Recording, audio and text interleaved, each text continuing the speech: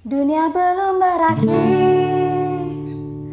bila kau putuskan aku. Masih banyak teman-temanku di sini menemaniku. Dunia belum berakhir bila kau putuskan aku. Wajahku juga gak jelek-jelek amat, ada yang mau.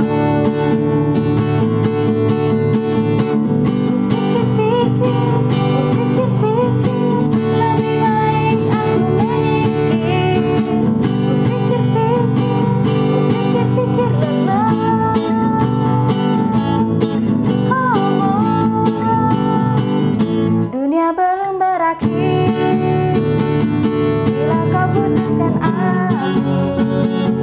Paling-paling juga kalau kamu mentok balik padaku. Andai kau tahu apa yang ku rasakan, andai kau mau mengerti.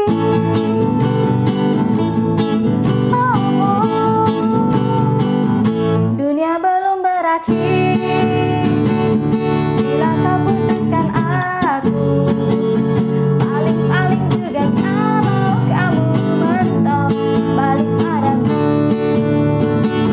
Paling-paling juga kalau kamu mentok balik padaku. Dunia belum berakhir.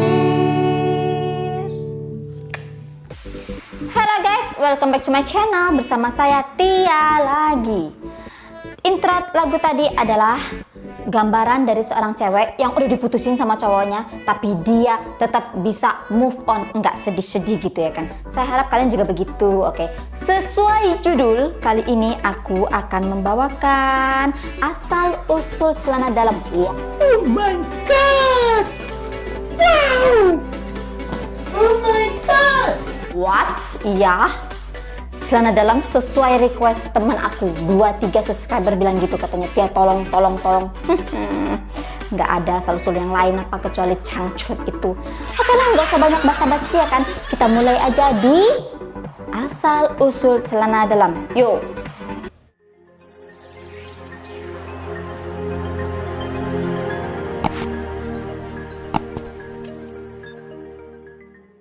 Celana dalam, hampir seluruh makhluk di bumi ini, di planet ini ya kan. Nggak tahu tuh kalau misalnya ada planet lain lagi ya kan, pasti memakai celana dalam. Tapi tahu nggak kalian, sedikit orang membahas bagaimana asal usul celana dalam, transformasi celana dalam, siapa orang yang pertama kali memakai celana dalam, dan bagaimana tips cara membuat celana dalam supaya nyaman dipakai, supaya tidak buat perut kembung gitu ya kan.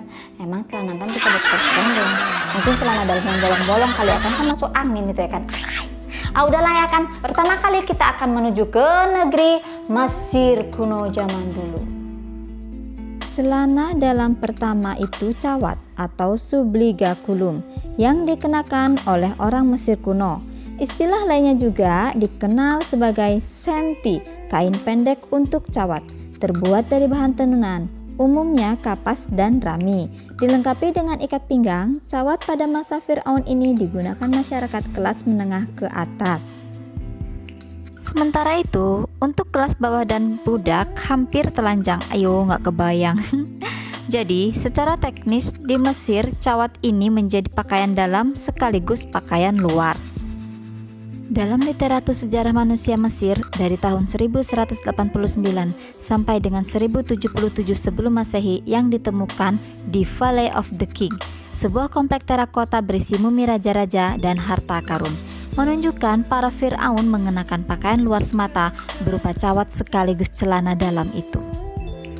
Lalu di Eropa, selama abad pertengahan 500 sampai dengan 1500 Masehi, pakaian dalam terdiri dari kemeja yang terbuat dari linen halus atau katun untuk pria dan wanita.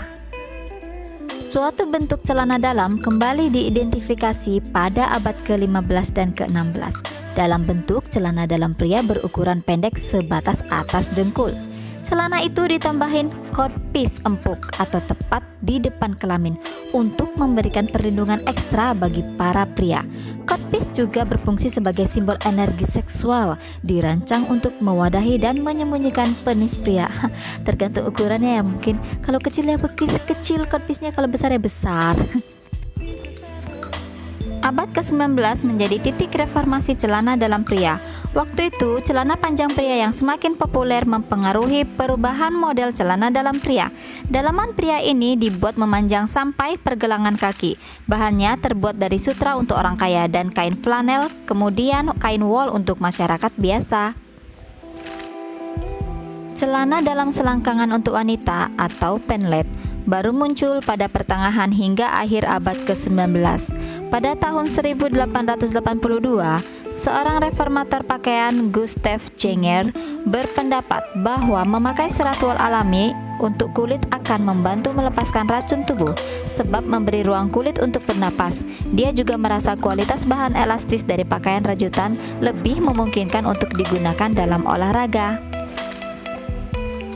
Singkat cerita, sejak 1970-an, celana dalam tidak mengalami banyak perubahan untuk modelnya. Para desainer cenderung hanya bermain-main pada bahan dan modifikasi desain saja. Mereka juga berinovasi pada fungsi. Misalnya, celana dalam untuk olahraga jelas berbeda dengan desain celana dalam untuk sehari-hari dan biasanya ya kan? Atau celana dalam untuk apa gitu. Lihatlah model-modelnya seperti ini guys. 2000 years later. Oh ya guys, ini sebagai tambahan informasi, sebuah bra linen atau pakaian dalam wanita yang terlihat modern ditemukan di sebuah kastil tua di Austria. Hal yang mengejutkan, bra tersebut ternyata telah berusia 600 tahun. Para ahli sejarah fashion terkejut dengan penemuan ini. Pasalnya, selama ini mereka yakin bahwa bra adalah pendatang baru yang muncul sekitar 1 abad silam. Totalnya ada 4 bra yang ditemukan bercampur dengan debu, jerami, kulit, dan berbagai sampah kain di kastil Lemberg di Tyrol, Austria.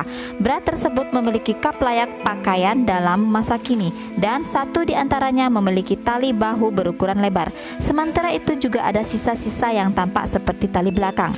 Penemuan di Austria ini menunjukkan pertama-tama wanita mengenakan bra. Kemudian tren pakaian tersebut digantikan oleh korset sampai bangkit kembali pada 1800-an seiring perubahan dalam dunia fashion.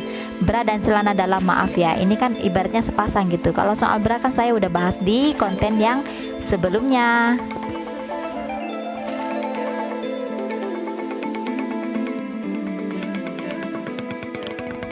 Oke guys, itu dia asal usul celana dalamnya. Yang nonton video saya kali ini pakai celana dalam nggak? Awas masuk angin loh kalau nggak pakai. Terima kasih juga untuk kamu yang udah request saya untuk membuat konten asal usul celana dalam. Dan bagi kamu-kamu yang kemarin request Tia pocong asal usul, Tia asal usul konyang, Tia dan asal usul yang lain-lainnya, nanti ya saya mau kumpulkan dulu semua bahan informasi. Setelah lengkap akurat baru saya sampaikan. Di sini kalau misalnya ada informasi Tia juga yang salah, yang tidak akurat, kalian boleh komen di bawah. Mana tahu saya juga ada salah-salah kata ya kan. Terima kasih kawan-kawan, sampai jumpa lagi di asal usul yang berikutnya, asal usul yang tidak asalan. Bye bye, semoga harimu menyenangkan. See you.